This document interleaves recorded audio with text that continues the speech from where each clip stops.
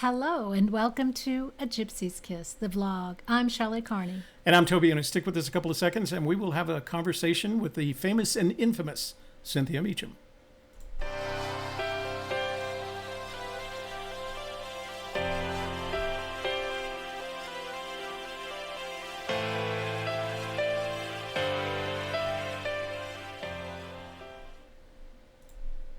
And housekeeping. All right, let's quickly walk through our housekeeping. And we want to give thanks to our moderators, Jimmy Fast, Joe Lewicki, Jason Eunice, and Brian Eagle, and recently, Eric Schmidt. So thank you for being in our chat room and keeping things running smoothly and safely. Our presentation today with Cynthia will be followed by an open Q&A in the chat, and then Toby has another giveaway. And this one's going to be tough, guys. I'm starting to make it tough. Where's my coin? I need a coin. Oh. But we're giving away a coin today. And Joel, We have a coin, honest. Joel Lewicki is in the room. By the way, okay. I should mention that over the weekend, the Thor, the Hint of Riches Forum, had several contests that they announced the winners of. They did it on the Fenn. What's Jason Dent's channel? Fenn Treasure Hunter? Fenn Treasure Hunter channel. And they had one competition that was for the 50 people that had gotten their red bars for commentary and things like that. And AGK was number 50. And they spun a bingo thing full of balls. And we won. So we got an extra coin. We're going to get it this week. And so we'll have another coin to give to one of our subscribers in a giveaway. So the other thing that we wanted to mention, and we'll bring it up once we start chat, is that anything that we get in Super Chat today, we're going to pass that. We're going to forward that to Shannon Utz's PayPal account to help with the family's medical and funeral expenses. So anything you contribute today goes directly to her after PayPal. After YouTube takes its 30%. So, okay. So let's bring it back to Cynthia. And first of all, Cynthia, welcome back. Thank you. And welcome back to New Mexico, of course. And we wanted today to talk about not only your travels, but kind of your opinions on a variety of matters. And then we'll open it up to chat. But it's good to have you back. I don't know if you heard one of my last posts where I said that I respected and admired you greatly. And I do. I think you're one of the best searchers, both as a person and a searcher in the community, and I love talking to you. So we're glad that you're here with us today. Thank you for your kind words. I'm happy to be here. So let's start with kind of a recap of your recent trip to Montana. And first of all, when and how long were you there? I stayed again at the KOA in West Yellowstone. I think I was just up there like 8 days maybe total. And this time I'm so addicted to searching inside the park that I actually spent all my search days in there. Well, with the exception of actually finding Dale's Geocache, which is right off of Boundary Street inside West Yellowstone. And it's, I forget, like 200 plus paces into the woods.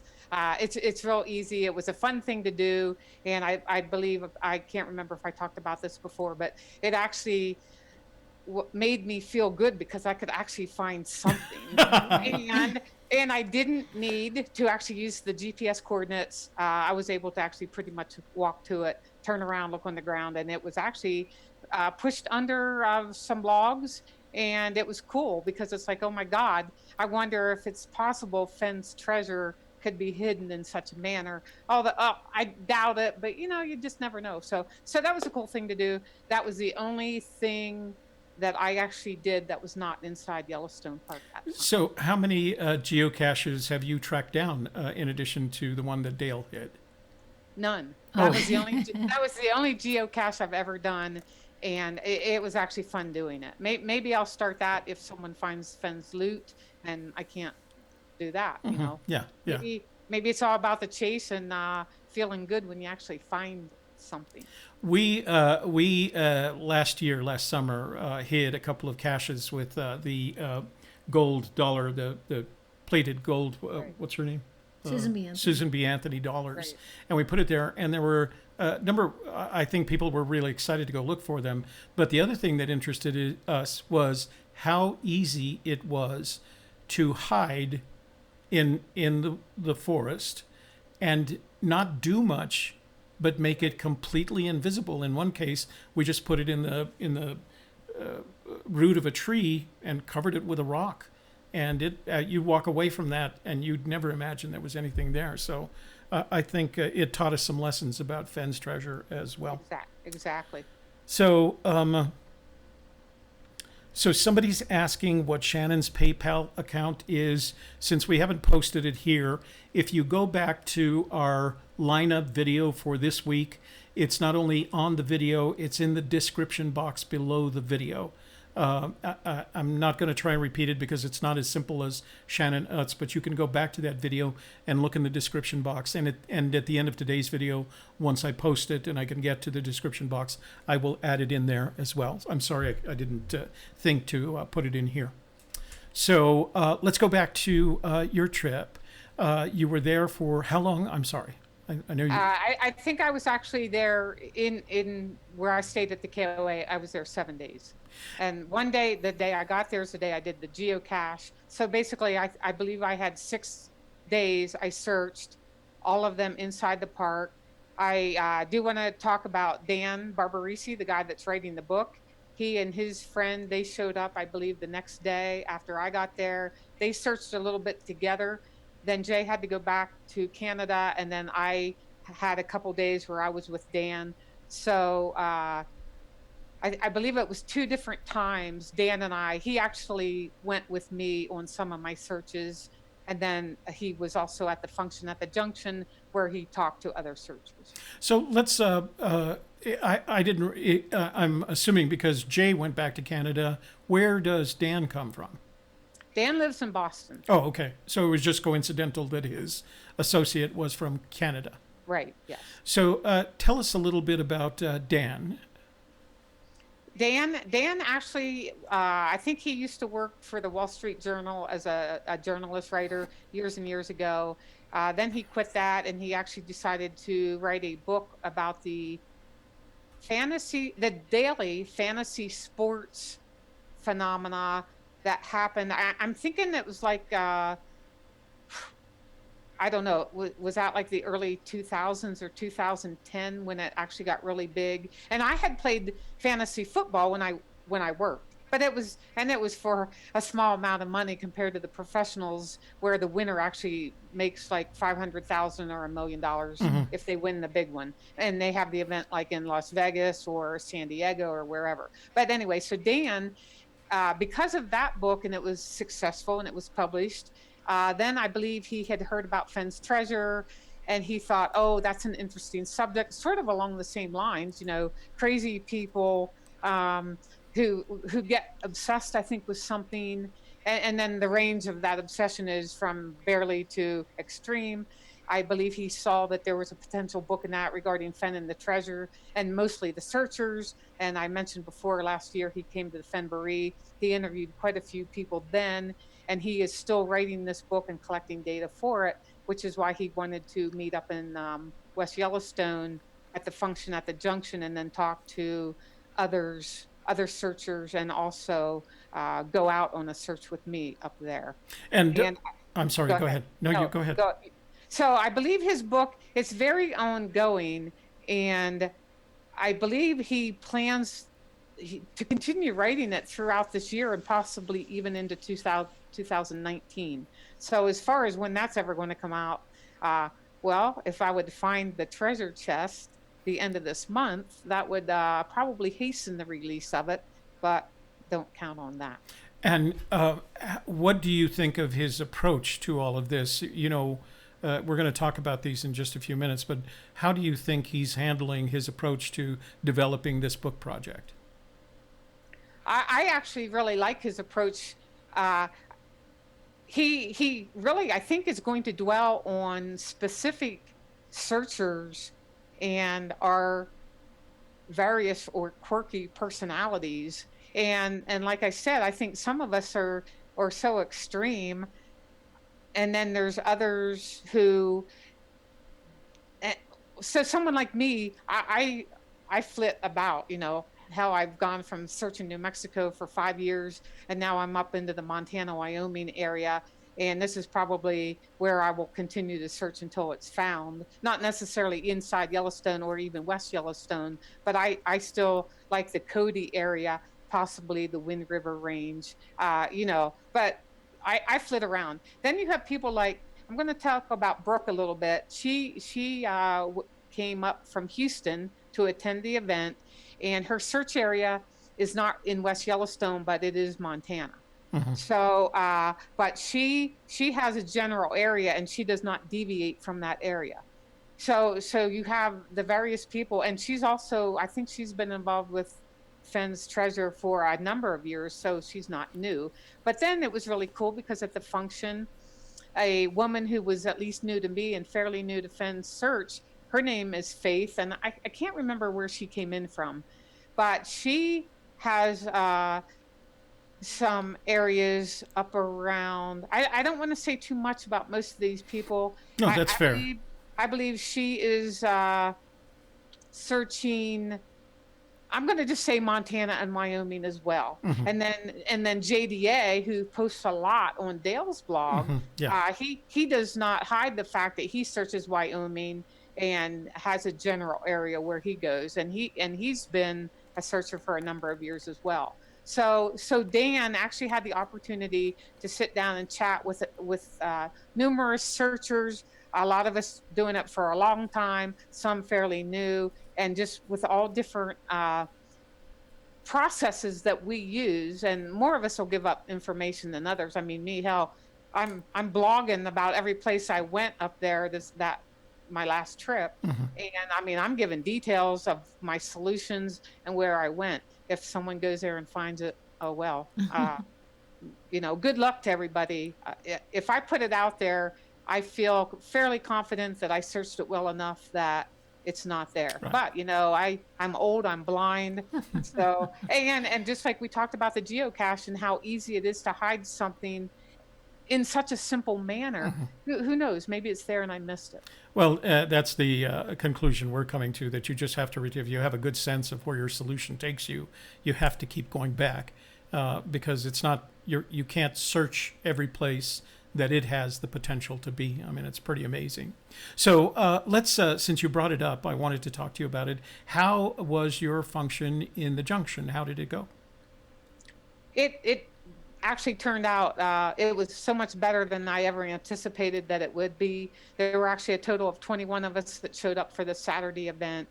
And even though that started off sort of shaky, because in early June, I talked to the people at the Buffalo Bar and I asked them if they could support a group of 20 people showing up and put us all together.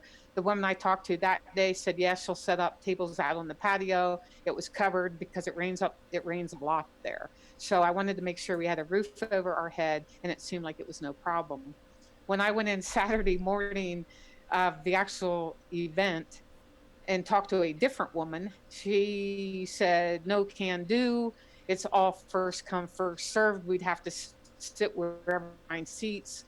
So I fretted about that. I ended up asking like 3 different people to please go an hour early, and we would try to get as many tables, even if it was like tables for 4 or 6, we'd get as many as we could get, and hopefully make it work out. As it turned out, there was a night manager in charge by 6 o'clock when we got there.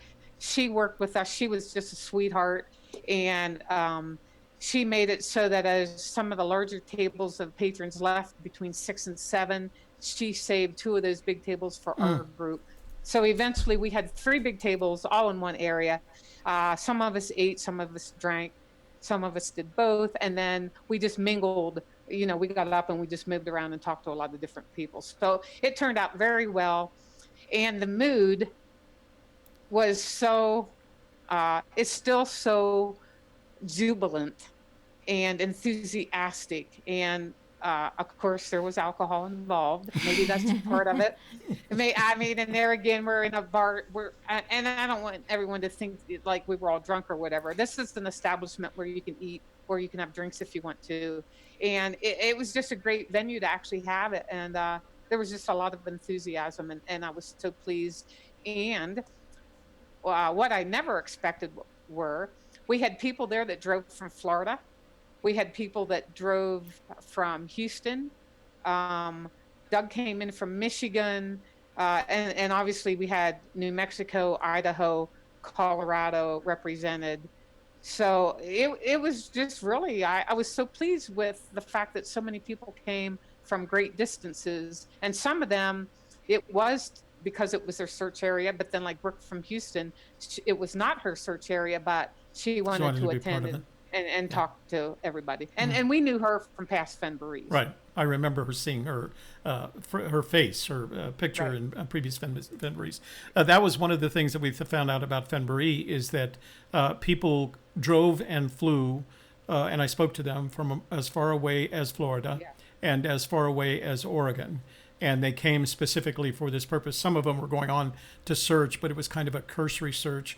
And then one of the reporters that was there convinced a couple of the attendees to take them out on a faux search. They went up in the mountains in the hills, as you know, north of Santa Fe, and they kind of made up a search there for them. So, Right.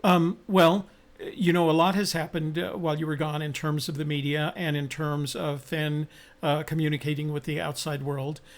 So a couple of things I wanted to talk to you about was we've gotten 2 of the 4 expected articles published. One was published in the Daily Mail in the UK by Sheila Flynn, who was in attendance at Fenbury and doing a real good job of talking to a lot of people. And then the second one was the one that Sam did. Sam, I forgot his last name. Sam. Anyway, he's a resident of Santa Fe, and his article was finally published in The Guardian, which kind of surprised me. I had given up on that article. I thought, The Guardian's a newspaper. What's the wait? It's not like it's a magazine. So I was surprised to see that, but it might be the impetus of the Daily Mail having published their article. So what's your impression? I'm assuming that you've read them. What's your impression of the articles? I thought they were both really excellent articles. I understand that there's nothing new. In other words, Forrest, when the writers go to Fenn's home, Fenn's not giving any new information anymore. I mean, I've read both of the articles. Actually, there's been 5 things that have come out since since June 12th. So that's basically in the last 3 weeks. Yeah. And the ones you just mentioned were the 2 really big ones. Yeah. Both authors or writers actually went to Fenn's home, so it wasn't just emails that Fenn answered. Right. I was hoping that there would be something that Forrest was going to give us, even no matter how small. But I just didn't feel like there was really anything new. But I still thought both articles were really well written. I liked that I thought they were balanced. I loved that they didn't use me and they had new faces. Now, so Toby, I thought it was great because you were in one of them. I also thought it was great that Sam featured Sasha. And there again, you're not like new to the chase and you're not new to the people that are watching this. Mm-hmm. Sasha is not new to the chase, and she's probably not new to most people watching this, although she has not been in the limelight since February 2016, although she searches. She just stays quiet, unlike myself, that's all over. But I loved it that it was new names, and just like Sheila Lynn in the Daily Mail one, the one you were in, she interviewed, I believe, a few people that were there for Fenbury, right? Yes, absolutely. New names. So I just like that. This is the articles featured some new searchers with new perspectives, new areas, and I thought they were well written.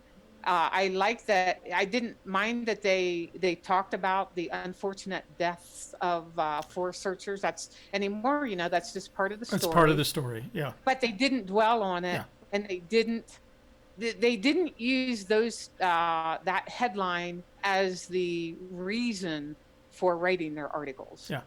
And I really appreciated that. They did. I thought Sheila especially did a really good job of covering the territory. She was actually at Fenbury on Friday night at the Hyatt Hotel, Hyatt Place, and took the opportunity to speak to a number of searchers there. She had a digital recorder with her, so she wasn't using up time trying to make notes. She just used a recorder. I talked to her later, and they're required at the Daily Mail to do that. Then somebody they have a transcriptionist that transcribes everything, and she could only use the quotes that the editor approves after that. So I thought it was very accurately represented when she did that. And then the second reporter, Miranda Collins, she also had a recorder. She was the one that was sitting next to Fenn during the book signing that he kept communicating with. And they both got time with Fenn prior to that time, and then they both got time with him on Sunday again. So they had an opportunity to collect a lot of material from them. I thought, like you said, I thought they were well written, well composed. I'm still waiting for that different angle, and maybe our friend Ralph will come up with a different angle on it based on what he's learned so far. So. Yeah, maybe. So my question to you: you just mentioned Miranda. Did you just say who is she writing the article for, and when? Did she say when that's coming out? She didn't, and the reason is she's writing for Esquire magazine. Okay. Esquire is a UK magazine. Actually, it is not an American.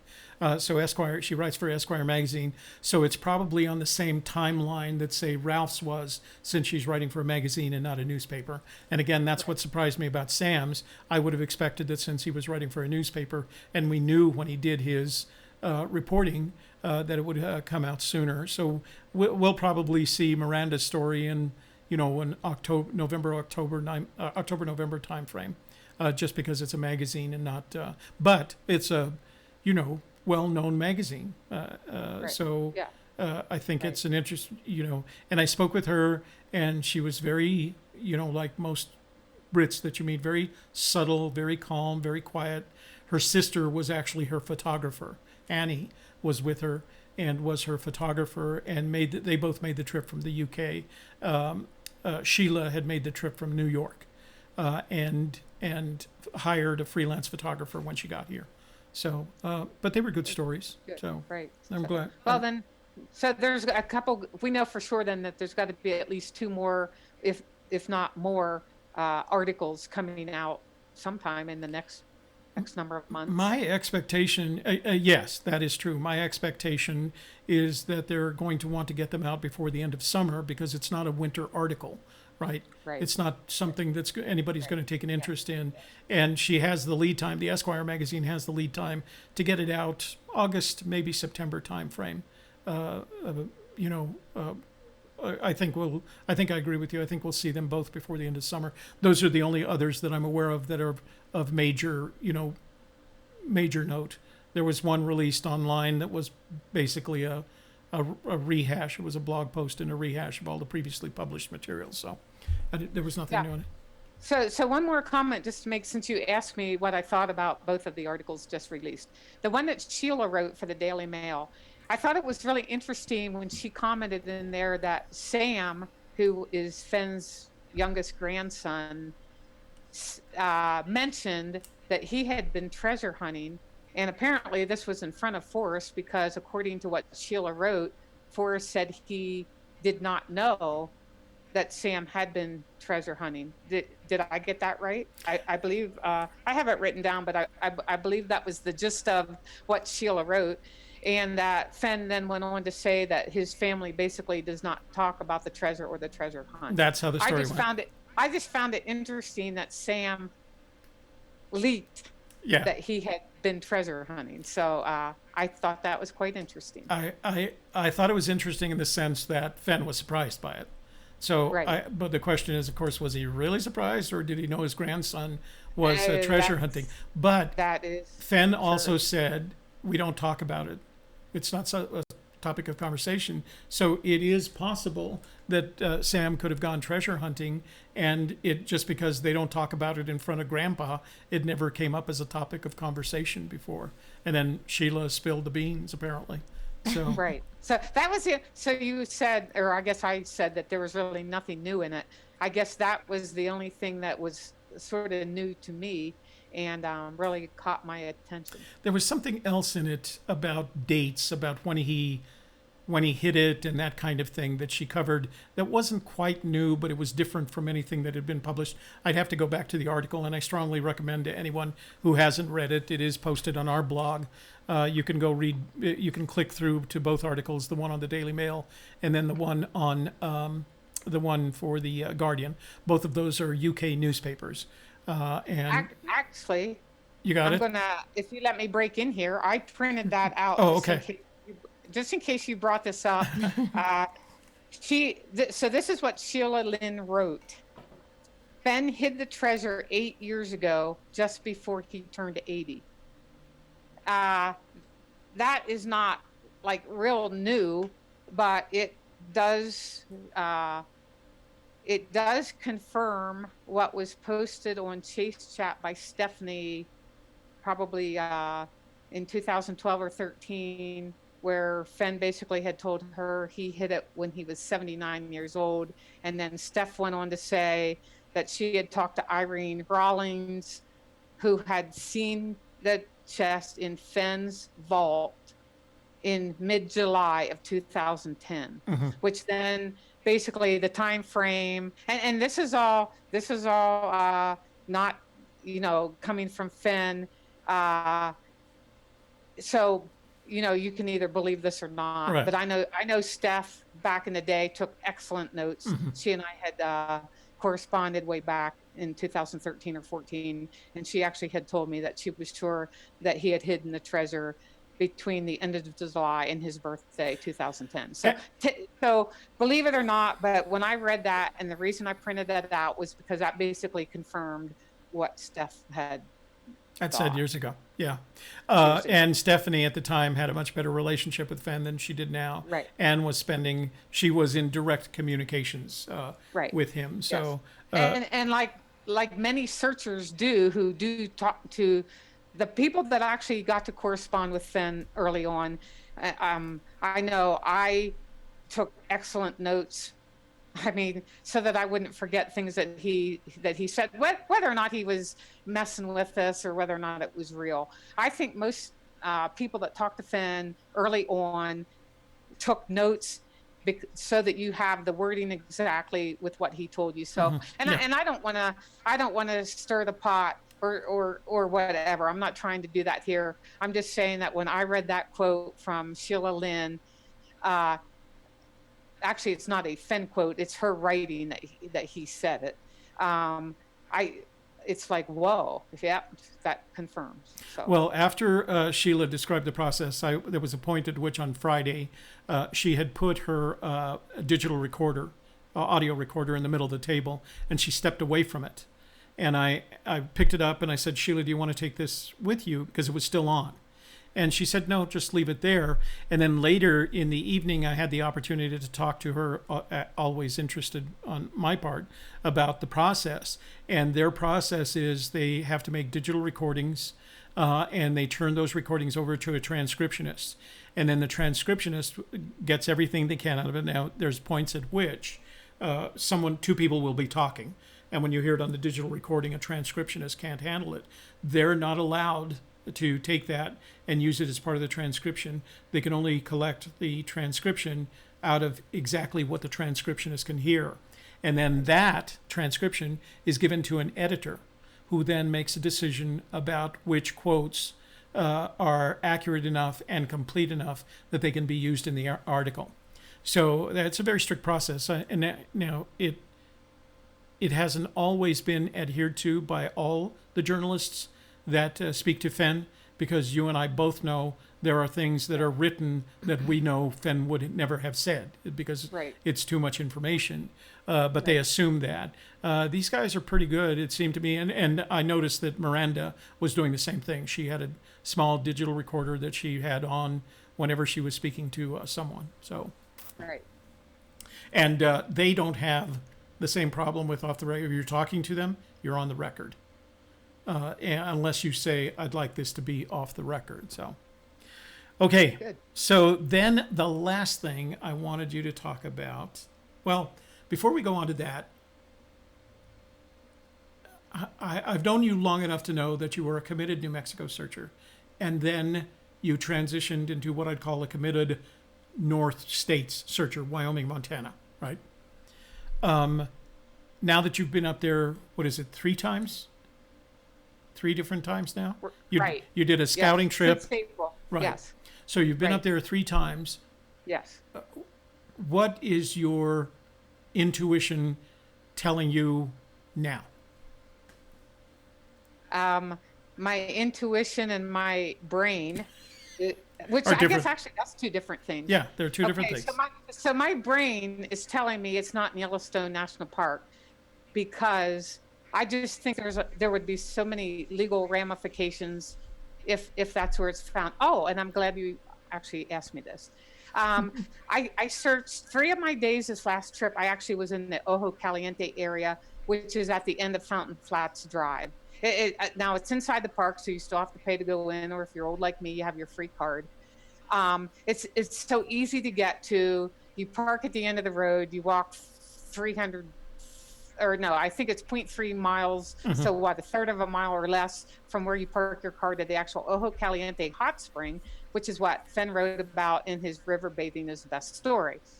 There are so many areas there I can solve the poem for. I spent 3 different times either at using Ojo as my WWH and either going downstream or upstream, and then probably within a half a mile of that area to do some searches. My brain says it's not going to be there, but my heart, man, I just can't let this area go. But one of the good things that I feel like a lesson learned from this trip, because I spent so much time there, is the area is very open. And even though this parking area is not large or as popular as a place like Old Faithful, it is a popular area for guys to go fly fish. So is it possible that Fenn actually could have parked his car there and then walked back and forth 2 trips between his car and the hiding spot?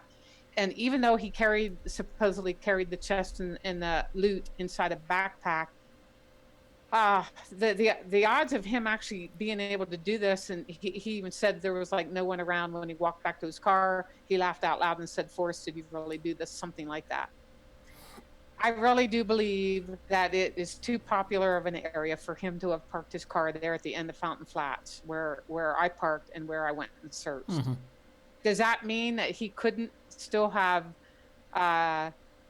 parked at the Nez Perce parking area at the very beginning of Fountain Flats Drive, which is it's actually a picnic area, and the fire hole runs right along it. In fact, it's the confluence of the Nez Perce where it flows into the fire hole. Mm-hmm. I'll tell you what, there are possibilities there. That's in the trees. It's not near as popular. Could he have parked there and then walked from there and hidden it? Maybe. I don't know.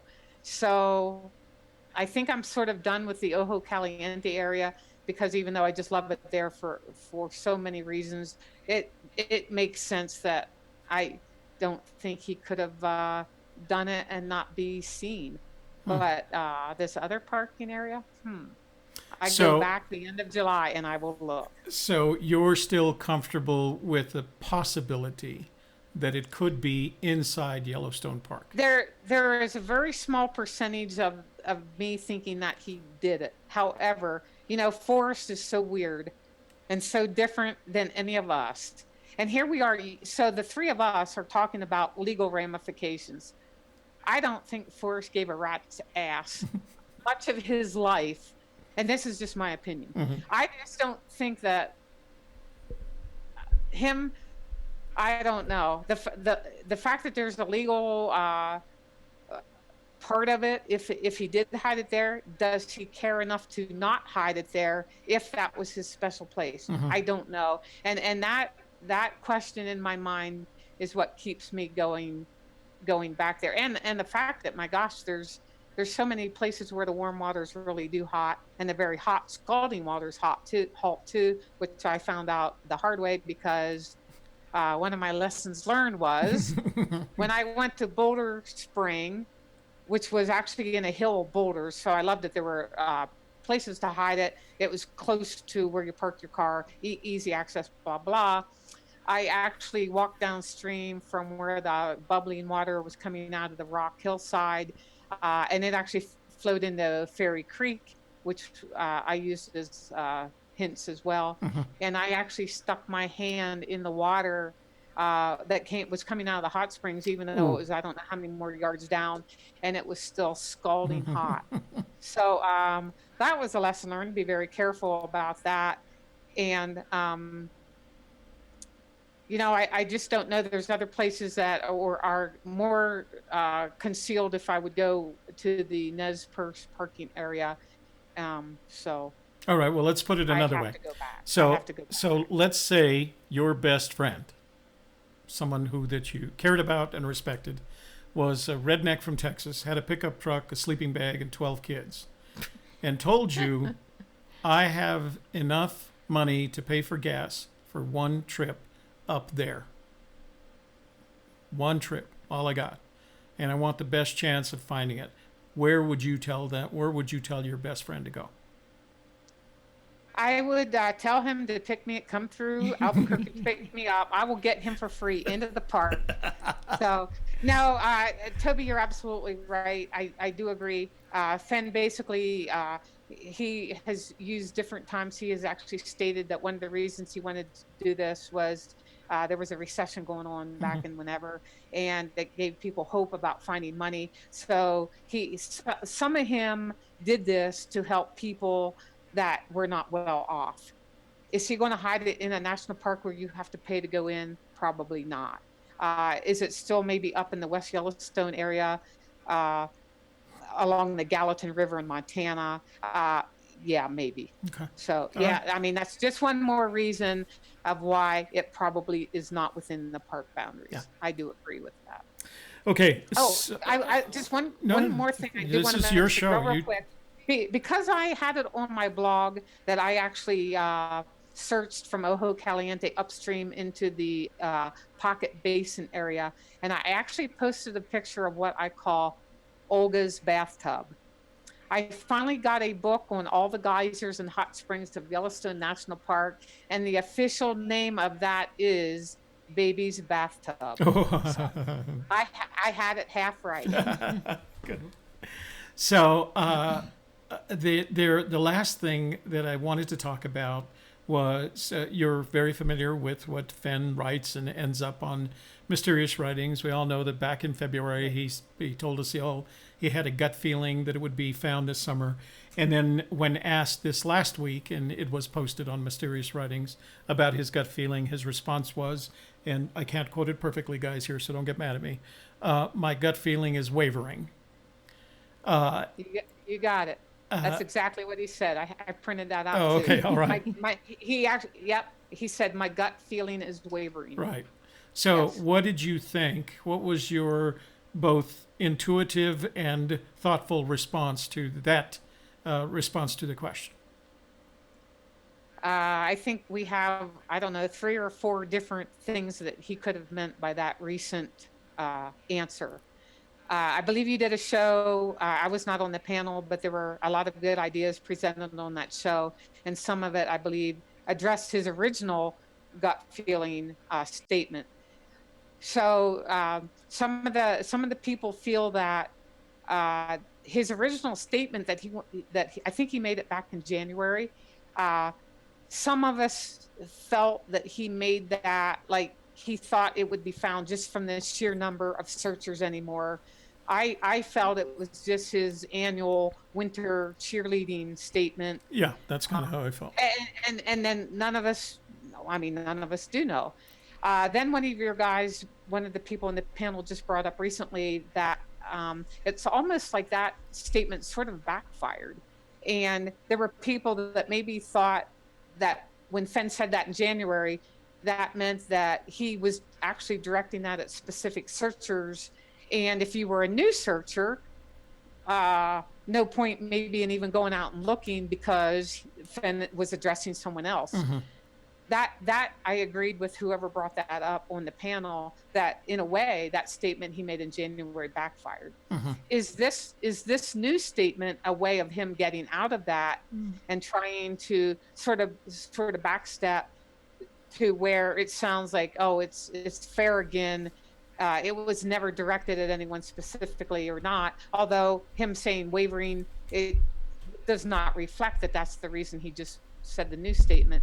Or then again, I mean, some of the people brought up, does it have anything to do with the forest closures in both New Mexico and Colorado, where if the treasure is actually hidden in one of the national forests that closed, is that why he's wavering now? Right. Yeah.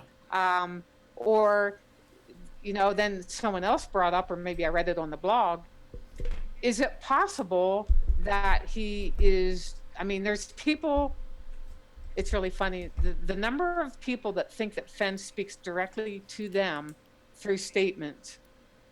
I can't remember if it was Thor or where someone said, oh yeah, they had just emailed Fenn that they were not able to go to their search spot. There was Chase Chat. I know who you're talking about. Yeah. And therefore, Fenn was directing that at them because now they can't go. Well, then immediately, almost after that, when someone else said, no, it was me he was talking to, I just emailed Fenn and said, I can't go. So all of these, I guess, are possibilities. I see that as the least likely of the reason for that statement. I think now that it's summertime, Fenn wants everyone, whether you're an old searcher or a new searcher, to go out and pursue your search. If you have plans to do boots on the ground, go ahead and do it. We agree with your analysis that first one really did change the hope algorithm, right? The one I referred to as the disturbance of force. And there was a great conversation last Wednesday between our moderator, Joel Lewicki, and our panel member, both moderators, between Joel and my son, Jason. And I think they brought out in that conversation, as they negotiated their way through that conversation, they came to that conclusion like, oh, this could just be like Joel had the best metaphor for it of strumming a guitar and then changing the note again. So I think they came to that. So, well, it is. Do you have any more questions for us? More? Yeah. I haven't asked any. Oh, sorry. Do you have any questions? Am I allowed? Yes, you are. Of course you are. Okay, good. Thank you. It's my turn. Cynthia, you've extensively searched in New Mexico, and now you've been throughout the Yellowstone region. And I know you have fallen in love with that. And you probably searched that area as much as most people, and more than a lot of people. So can you give us any idea of the differences that you found, either just a feeling or what the landscape looks like, or how the clues are fitting, the differences between New Mexico and where you're looking now?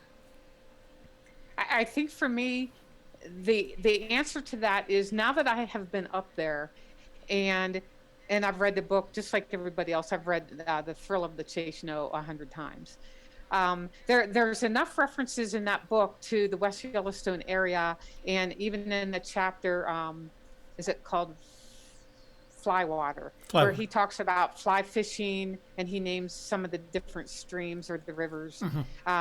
So I think one of the differences for me is, so I try to just use the book now and maps. And of course, all the criteria, like, it has to be over 5,000 feet, right, below 10.2. In that book, because there's enough mention of some of the places I have been to, and then, okay, so I just said I'm only using that book, and then here I am going to Ojo Caliente, because of the river bathing is best. However, that story was actually posted on his website as well before that book ever came out. But because of the numerous places he actually has talked about. When I'm up there, I feel like I am closer to walking in his footsteps. Whether or not it's right, I have no idea. The Thrill of the Chase book, he does talk a little bit about New Mexico and obviously Santa Fe. And he talks about, there's a story about what the teacher and the kids coming from Espanola. So that's mentioned a little bit. And then, of course, the tea with Olga and taking her ashes to Taos Mountain. So he touches on a few places where when I actually searched all around Taos and the Enchanted Circle, I sort of felt the same thing. I felt like, yes, I am probably in an area where for sure Fenn had been. I feel like that now when I'm up in the West Yellowstone area, whether I'm actually just in the town or along the Madison or the Gallatin or in the Gallatin National Forest. You could be in, I think it's Red Canyon, where he and Donnie. what's his name? Donnie. Thank you. They got lost on horseback, you know. So when I'm up there and I know that he actually mentioned these names in the book, then I feel like, well, hell, at least I'm in an area where I know he actually was. And I think that's one of the feelings I have.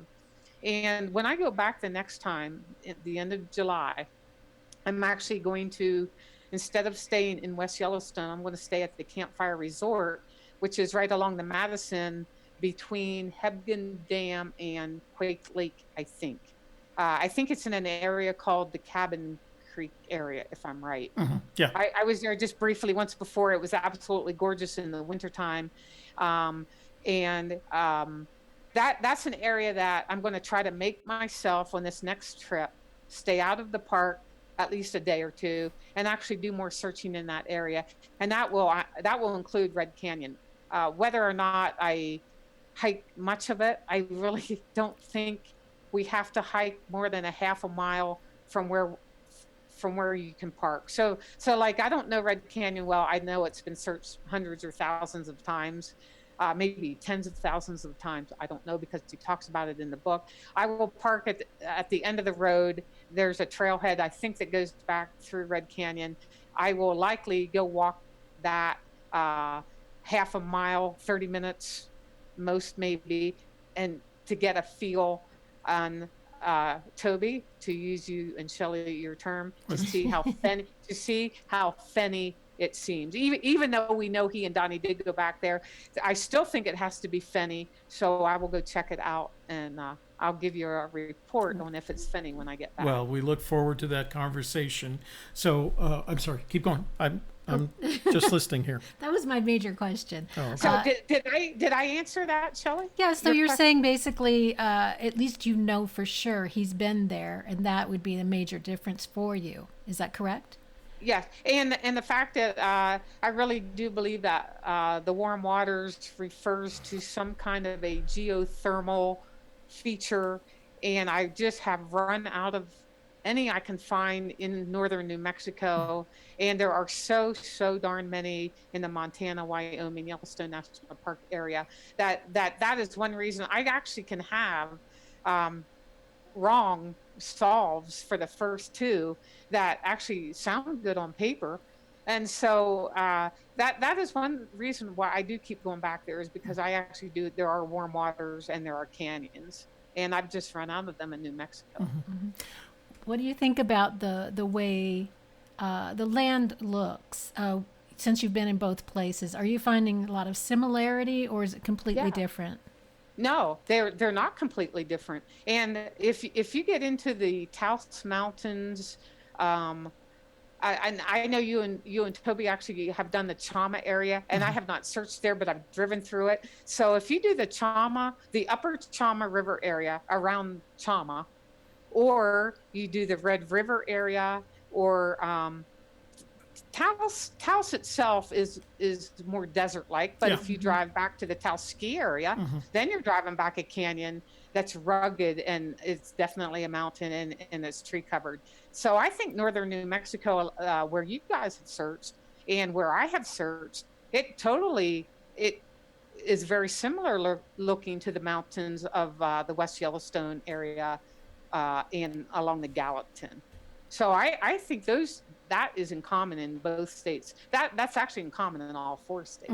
Yeah, we've gotten to the point where we can almost make an instant decision based. We get up there because of maps and Google Earth, Right. and it Yes. looks reasonable. And you walk through it, or you walk to it, and you realize this is not it. This is very different from what I would expect.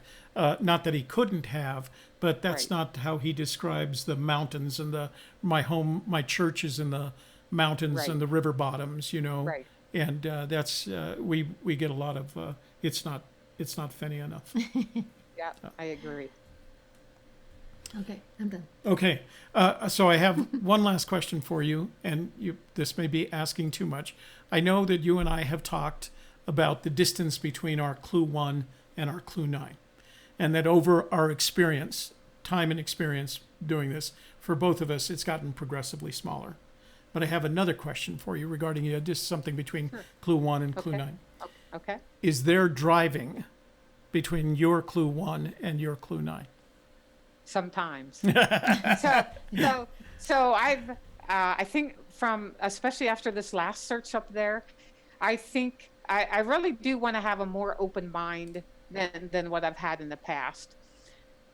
And I changed this situation, the question you just asked me about the distance. I changed it depending on my solution to the poem. So you asked me if there's driving involved. Well, does put in mean that's where you're actually going to park? Maybe not. I just don't really know. But back to the distance between Clue 1 and the home of Brown. My big thing about there being a lot of miles in between the clues. If there's a lot of distance between 1 and home of Brown, however many clues a person thinks that is, what keeps you from circumventing the first 2 clues? So let's say the first clue is Warm Water's Halt. I mean, Fenn came out and said it is. If the next clue is and take it in the canyon down, not far but too far to walk. Okay, you have 3 lines there before home of Brown. If those 2 or 3 first clues are all spread apart, why can't you just forget them and find a home of Brown and go right there? And Fenn says that you cannot do that. Right. This is why I think that they're somewhat close together. I actually did have solves where I think it was the Red River Fish Hatchery, which was my home of Brown. And the fact that the Red River, the lower part of the Red River that flows through that area, is where a lot of their warm springs are. So for me, the Warm Waters Halting was just basically the lower section of the Red River, and then you actually put in there at the fish hatchery where the parking is, and then you take it in the canyon down from there. That was all fairly close together and very wrong. I mean, my God, I don't know how many times I've searched it, and hundreds of other people have searched that area as well. So back to what I was just saying about circumventing the poem. It just seems to me that stuff has to be somewhat close, or you don't need the Warm Waters Halting.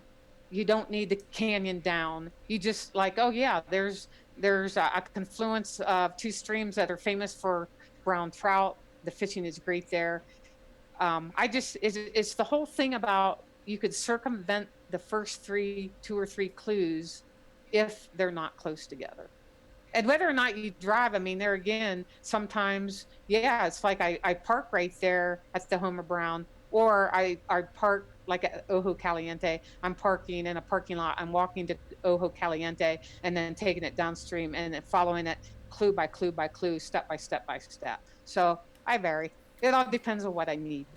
Well, as usual, you have far exceeded my expectations in terms of the amount of information that you're willing to share with the community. And as I told you earlier, I respect and admire you. And this is the reason I have so much respect for what you do, is that you're willing to share it all with the community and be open and honest about what you're thinking at any given point in time. So we truly appreciate that. Thank you. Is there one last piece of advice you'd like to give our search community before we transition over into the chat room?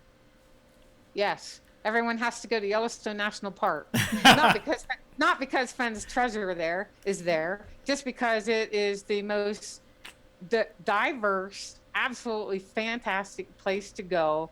I mean, you have all the geyser areas and the hot spring. Oh, and by the way, what I want to talk about real quick about Yellowstone. Go ahead. All you hear about is how it is so packed with people, especially in the months of, I guess, July and August. I have not been there yet in July, but I've been there in June. Mm-hmm. There are ways to get around it. I was seldom caught in any kind of long lines. I was in the west entrance every morning. I tried to be in there by 7 o'clock. The day I went with Dan, he had to sleep in. He's a reporter, not a real searcher. So I had to wait until 8 o'clock, and there was still no line. I mean, like one person in front, because by then almost all the entrance gates are open. That helps alleviate any lines. There again, I did not actually go to Old Faithful, so I didn't go to one of the big destinations. Mm-hmm. But for searchers, you probably aren't going to search Old Faithful, so you can likely still go in the summertime, or if you just want to go visit and not search in the park. It's not, you can make it work for you. It doesn't have to be as bad as what you read about. And but the main thing is to get into the park early.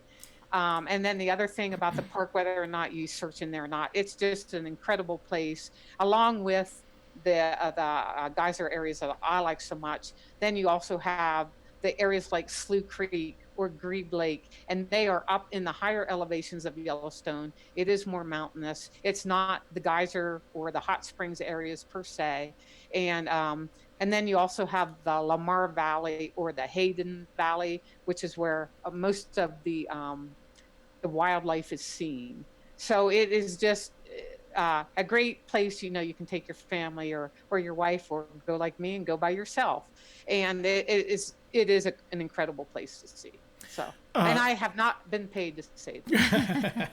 Well, honestly, I think it was the combination of conversations that you and I have had and reading your writing on the blog that convinced me that whether I'm going searching there or not, I do have to get up to Yellowstone. It's one of the gems of the National Park Service. Not to say that there aren't others, Chaco Canyon, right. Sequoia, sure. But I do have to get back up there, and I think it was your enthusiasm for it that gave me the impetus necessary to do that. I do have one other question. Let me see if I can get it back. Oh, what are you doing for lodging? Oh, so that's I take my camper. So I've been staying at the Westgate KOA, which is about 6 miles west of West Yellowstone, the town. Great place to stay. Now, the only problem is when I decided that I was going to go back again in a couple weeks, there's no place available there anymore. So I actually had another searcher emailed me. Well, what I first did was it's like, oh, this sucks. Because I ended up getting a hotel inside West Yellowstone for like $300 a night. They're expensive. And these aren't like, I mean, they called it a deluxe room. It had 2 queen beds and looked clean. Yeah. I don't see that being very deluxe, but it didn't matter. So it's like, well, I have to go back because there are a couple of things I have to resolve before winter time. And so I made reservations. In the meantime, another searcher wondered if I was going to go. I said, yes, these are the dates. This lady said that she also wanted to go. And then she actually, through her research, found I believe it's the campfire resort I mentioned earlier, where I'm going to camp. So once again, for $35 a night. Mm-hmm. So again, I will take my camper. I'm so happy to be able to camp anyway, because, I have the little kitchen, microwave, blah, blah. Mm-hmm. And that's basically all I need. So if you are of the persuasion that you don't mind camping, it is so much less expensive than a hotel if you have the means. Yeah, but it sounds like by an order of magnitude. What kind of camper do you have? Do you have one of the Polo? No, I have just a small one that I tow, It's like a pop-up, but it's an A-frame, so I can do it by myself. Oh, I've seen those. Yeah, they look very, very It's nice and easy, very practical. very easy, Yeah. and easy to tow, very light. Okay, so I'm going to transition us over to the chat room so that if people have questions for either of us, we won't be Okay. able to see you because when we open up the chat window, that's all we can see. But Okay. it will be this last thing. But I do want to tell our audience. I had said to you earlier that whatever you donated in super chat today, we would pass that on to Shannon's PayPal account. I've had a second thought about that, and the reason is that there's a tax on super chat, and it's a 30% tax. From PayPal. So rather than doing that today, what I'm going to suggest, I'm sorry, from YouTube. I'm going to suggest that you go directly to her PayPal account and make the donation there. Whatever tax there is a small 2.75%, as opposed to 30%. So she actually gets the benefit of it, and it doesn't have to go through our super chat. So I'm not going to ask for super chat. If you want to give us super chat, rather than giving us super chat, donate to Shannon's PayPal account to help her with medical and funeral expenses. Okay. So let's go to the chat, and do you want that full screen? Mm-hmm. All right, here we go. So we're going to say hi to some folks, and then we'll start reading some of the questions that come through for both of us, okay? And you're We're in top chat. at Is the that what top. you want? Yeah, yes, please. All right. Let's say hello to the people in the room. We have Joel Lewicki from Hey, Joel. Minnesota, Brent from Texas, Austin, Texas, Craig Carter, and Craig says a special hello to Cynthia, and thanks for sharing. 23 Monarcha, hello. Cindy Guess is here, hello. Charlie Fuchs, good afternoon from St. Louis. Steve from Oregon, David Dow. Tammy Mattis is here. Brent from Texas says he got his searcher coin. Thank you again for the opportunity to win one. Congratulations, Brent. JL is here. Joe Lewicki says, Cynthia, sorry we haven't connected. Been too busy. Eric Schmidt's here. Hello. Journeyman. Jeremy Milstead. Steve Smitherman. Holly Purd. Congrats on your coin win with Thor, she says. Who says that? Holly Purd. Oh, thank you, Holly. Yeah, we're looking forward to it. And I've already spoken to Chris about it. And once we get it, once it's in our hands, we will add that to our collection of coins that we're giving. I have a coin of my own. My team all has coins. My moderators all have coins. And so I will add that to the stack of coins that we give away to our subscribers. So, Yeah. RB from Illinois is here. Adrian George saying hello. And okay, Craig Carter has put Shannon's her PayPal account email there. So thank you, Craig. If anybody would like to donate to Shannon, you can go to PayPal and donate to that shannonub@hotmail.com. and I had put an @ sign in front of it. That's not correct. You have to leave the @ sign off of it when you get to PayPal. So follow Craig's Use link there. the one that Yeah. Craig posted. Michael Huell, hello from France this week. France. Geez, Wow. Michael. yeah. He was the last all time we over. heard from him. He was in He's a Germany. world traveler. So we are going to have Michael. Michael is our panel guest next Wednesday after next on July 4 + 7 is 11 on July 11th. Michael is our guest then, and maybe he can talk about not only his searcher travels in the U.S., but some of these travels he's making. Yeah. For those of you who don't know, Michael lives in Tokyo, but he's been traveling all over the U.S. place. So I mean, all over the world. So Yeah. we'll hear about that next week. And Saffron is here. Craig Carter says, @Steve Sammy Utz Legacy Fund. So, Okay. he's answering the question. Jay Ross here from Colorado. William Ortiz is here. Is this in your way? I can move it. It's just because it's gotten low. Okay. Okay. Rick Plank is here from Cincinnati. We're at the bottom. Okay. Rising. So we shouldn't have any problems with popping up. Okay. And Steve Marilat's here, and he tells everybody to have a happy 4th. Steve, Chris Bischoff is here the Bears. from Chicago. And everybody's helping us with finding Shannon. Okay. Bill Cross is here from Texas, Hey, I Bill. think. I never like to say because, people travel around, We get Dr. Brown on here now and again, and he's always somewhere else too. Chris, K-Pro Chris Thor is here. Hi. Chris, send us an email. Chris. Send us an email and let us know what we're doing.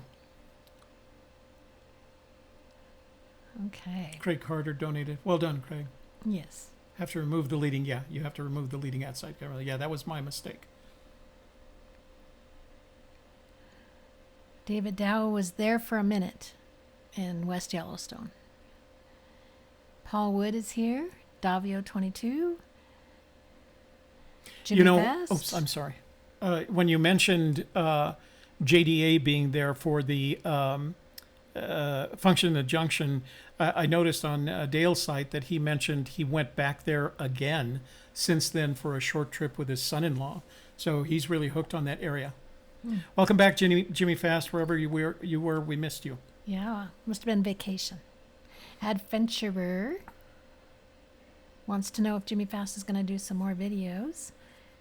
And he says yes very soon. That's good. All right. And what do you think of this? Is this a question? It is kind of a question. Eric, we have to address that ourselves because we've made assumptions about it. We're going to have to start reconciling what he said about hiding it in 2010 versus our perception that he may have hid it as early as 2003. I hadn't heard, I was trying to locate some validation for it not being hidden after 2003, and that's the first time I've heard that someone saw actually saw, and I have to look at the quote, that saw the treasure in mid 2010. So I've got to do some additional research. David Koloski is here. Lori James wants to know, Cynthia, did you go to Fairy Falls? Yes. Not this trip, but the one that was earlier in June. I did go to Fairy Falls. It's not too difficult of a hike. I would think most searchers could probably do it. And this last trip, though, I actually went to Mystic Falls, and it was just absolutely gorgeous. It's a little bit farther, but if you're a hiker or you walk. Now it's too far for Fenn to have hidden it back in that area, but it was absolutely gorgeous. The canyon you walk back follows the little Firehole River, I believe, and it is so green along the canyon. And then you get back to the end of the little Firehole, and there's Mystic Falls. So it was incredible, just absolutely gorgeous. Are you still taking your puppy with you? No, I don't take Molly because she's not allowed to hike on any trails inside a national park. Oh, I didn't realize that. Oh, okay. Yep. All right. No dogs. No dogs. Let's see. Illinois Ghost is here. Hey, Rick. And hi, Rick. James Cruz. Did you get that? Oh, no, I didn't see that. Craig Carter wants to know, Cynthia, how do you interpret Forrest's latest word provided to Illinois Ghost, and the word is queer? Oh my God. leave it to Forrest to come up with something that. Yeah, exactly. So I'm sure that Forrest obviously does not mean the definition that many of us probably thought right from the very beginning. I'll just come right out and know, and I believe it's in one of his stories that when you're talking about a gay person or the old word that used to be used, queer, I have, as much as I've ever talked to Fenn, I have never ever heard him use that word, meaning that if he wants to talk about, I've talked already about well, my God, he lives in Santa Fe. How much more homosexual can a place be than Santa Fe, right? So I have actually used the gay. I've actually asked him about his employees when he had his gallery and living in Santa Fe, and the fact that it is such a gay town. And Fenn always has used the word homosexual when he has talked about that. So regarding the word queer, I am sure that Fenn's meaning when he used that word, when he gave that to Illinois Ghost to Post, I don't know exactly what version of the meanings of that word that he wanted to talk about, but obviously I am positive it was not the Referring first to gay. thought that came to many of our minds. Yeah. So, and other than that, I have no idea. Yeah. I would have, he wanted. like you, I would have been surprised had he referred to, had he used it in the context of gay or homosexuality. I'm That doesn't- 100%. Yeah. Well, I can only be 99.9% sure he did not use it in that context. Yeah. So it has, for Fenn, it has another meaning. Yes. Okay, where did we leave off? Jimmy Fast says, if you're going boots on the ground, take water with you. Yes, thank you, Jimmy Fast. That must be recent experience because that's where he disappeared to. And Cherry says, hi, everyone. Are the majority of searchers, that's Mr. Bebe. Are they looking in Montana, Wyoming, or New Mexico? Jimmy Fast asked her not to. I think that's a question for the room. Based on the research that we've done, the survey research that we've done, it works out. Montana, Wyoming takes up briefly, then New Mexico, and then Colorado. But the differences are not significant. That's based on our survey. Hey, can Go I ahead. say something Yeah. really quick? Okay, so this is, now I'm just being funny. Don't get all upset and don't write into Toby and Shelley. So back to the word queer. So Toby, you and I have talked amongst ourselves and other people. We've talked where there's certain people that actually post on the blogs. They think Fenn is directing a lot of his answers on mysterious writings or just some of his scrapbooks or whatever, just to them. Yeah. So back to the word queer that he just gave Illinois Ghost, and the fact that I'm just saying, I'm sure it has nothing to do with I know where you're going. I know where you're going with this. Here I am. He's talking to me, folks. I was at the Ferry Creek. There you go. And I don't want anyone to hammer me because I'm using Ferry jargon that may or may not be polite to use anymore. I just thought of that. So yeah. So that's kind of our way of bringing Cynthia out to the community. There you go. Good one. Well, if you can't make it to Pride Parade, at least you can make it to Fairy Falls. There you go. That's right. Where are we? H. Purd, I think.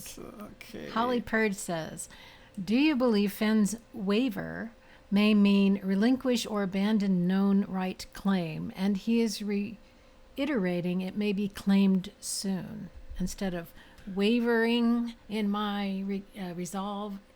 He's wavering. He's waiving his right to the treasure again. No, because that's a different word. Yeah, I think so too. Yeah, Holly, wavering and waiving are two different words. Waiving is what you describe as the relinquishing or abandonment of known rights. Wavering is not the same word. Waiver, so the word waiver, which describes let's say a piece of paper that transfers rights or responsibilities, the waiver. Oh, that's interesting. It's spelled differently, isn't there? Yeah, it's waiving. It's when you waiver. If you write a waiver, you are waiving rights, not wavering rights. They're two different words. Well, and even still, and to waver in your resolve is WAVER, right? There's no I in it. Yeah. Yes, that's correct. So it's two different words. Okay. Let's that see. K-Pro, her internet is terrible. Today there's a news let's report. see. Customers Gmail. Interesting considering. Oh, that was the Gmail. Yeah. My Gmail has been crazy today. Yeah. Every message that I've sent out in the last week is being sent out again and being blocked. So I'm not sure what this is referring to, but Michael Houle says, hasn't Forrest said that he doesn't have a mobile phone, no apps? I don't know. That must be a conversation. Oh, he's talking about CC, whoever Craig Carter. Or Cherry. Okay, so I am effectively at the bottom. Okay. Jason is thinking. Jason, I thought you were in Santa Fe today. But glad to have you here. Don't get me wrong. I'm happy to have you here. Tammy says, thank you so much for your information for Cynthia. And Michael says, Cynthia, I'll be in Yellowstone in late July, but will not be searching there. So maybe you guys can get together for a cocktail. Yeah, email me. Yeah. And Fossilman showed up. Fossilman123. Hello. Wait. Usually when he shows up, he's late, and the first thing he says is, "I'm late." Oh, he wanted to be different today. Okay. Cherry says, so you're saying once you are at where warm waters halt, you are not driving anymore. Have you always thought that? Cherry. No, I have not always thought. The answer to your first question is yes. We do not believe there is driving between warm waters halt and look quickly down your quest to cease. I have not always thought that. That opinion, that approach to my solution has evolved after several years of going after 30 recons, of being out in the field 30 times and finding out new things about myself, about Fenn, and about the poem. So yes, and in some cases, in the current case, we actually have to walk from a parking space, parking lot, a parking place, to where warm waters halt. I do not even arrive at warm waters halt. So. Okay. And Lori James agrees that waiver and waiver are two different words. Thank you, Lori spelled James. I know I can trust you.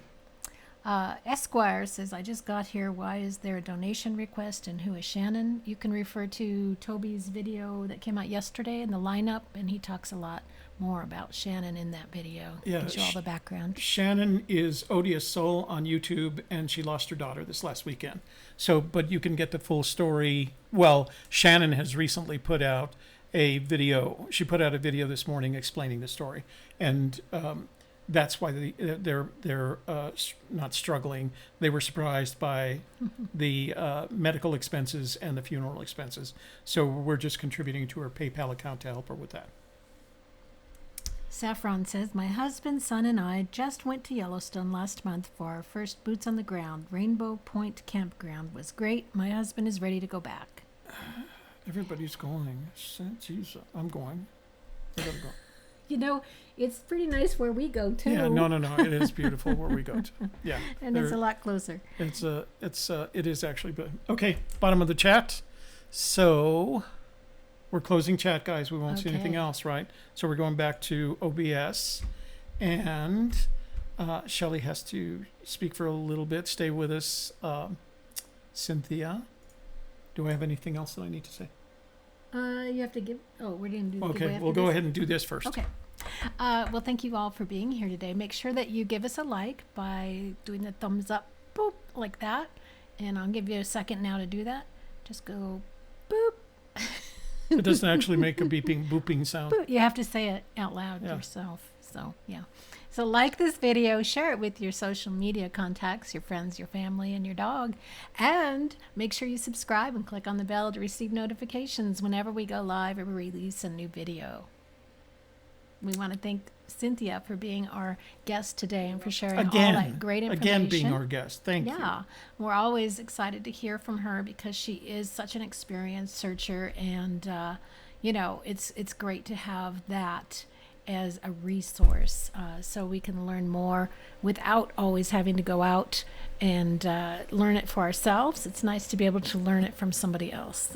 By the way, Cynthia posts great stories and great photographs on her blog.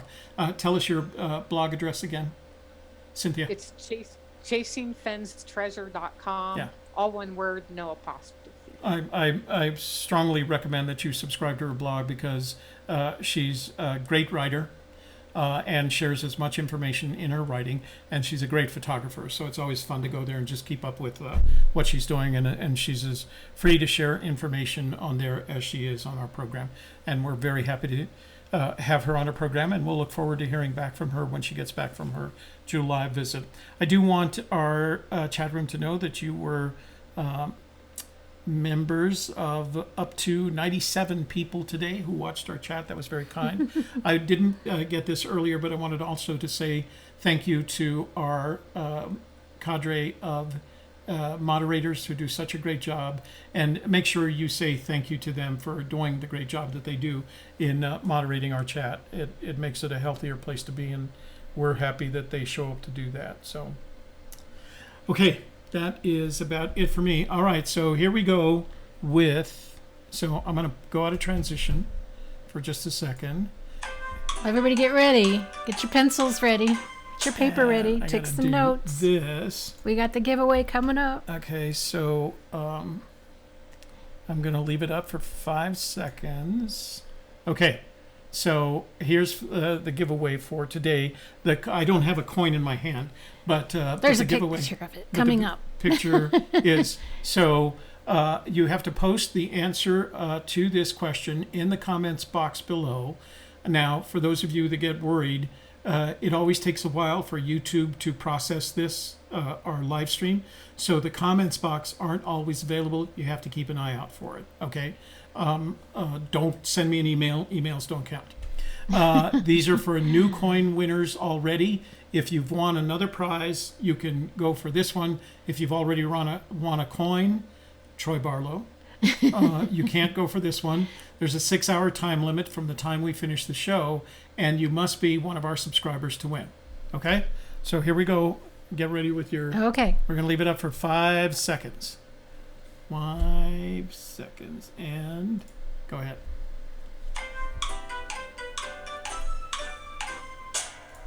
Okay, there it is. So that's this week's answer the question in the comments box below. Subscribers only. No previous coin winners. Please, let's give it to a new coin. I'm down to, I think I was down to about 5, but with the addition of the coin that we'll be getting from Chris, we'll have 6. So we got several weeks now that we'll be able to give away some of these Fenn, I shouldn't say coins, they corrected us, medallions. Mm-hmm. Okay, so I think that's about it. All right. Well, thank you so much for being here today, for all your questions and comments and chat. And we won't be back tomorrow evening. It's the 4th of July. We'll be out celebrating, but we will be back Thursday at 1 o'clock Mountain Time for The Thrill of the Chase, Chapter 17, Part 3, My War for Me. So be sure to tune in for that. And, of course, my show, The Softer Side, goes after dark this Thursday. We're going to have our show at 7 o'clock p.m. with Toby and I talking about married men's #1 complaint, not enough sex. So make sure you tune in for that as well. So it's not the thing about the toilet paper over the top? It's not. Okay. All right. That's like number 3. Oh. Okay. Or the and then, of setting course, of the air conditioner. On Friday, we'll have It's All About You with a new guest. So make sure you tune in for that as well. And and do check out our blog. We posted some photos. We were on a recon on Saturday, so we posted some photos of that, and make sure you check that out. Thank you again for being here, and for A Gypsy's Kiss, the vlog, I'm Shelley Carney. And I'm Toby Eunice. Thanks for joining us. Thank you, Cynthia, for joining us, and we look forward to seeing you again when you get back in July.